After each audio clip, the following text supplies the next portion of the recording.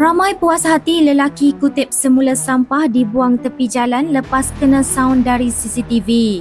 Dilarang membuang sampah di sini.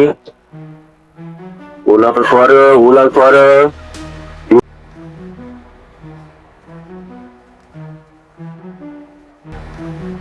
Baru-baru ini, dua individu turut tular selepas dilihat dengan selamba membuang beberapa beg plastik sampah di tepi jalan berdekatan Jalan Batu Bata, Kota Kemuning, Shah Alam.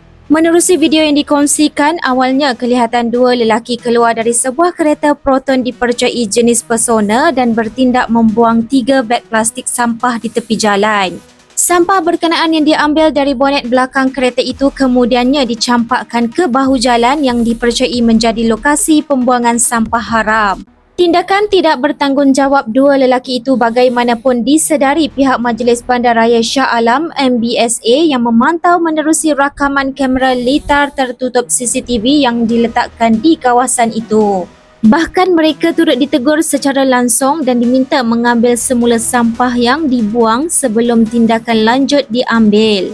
Di ruangan balas hantaran itu, ramai yang berpuas hati dengan teguran yang diberikan oleh individu berkenaan terhadap dua lelaki yang tidak bertanggungjawab membuang sampah merata-rata.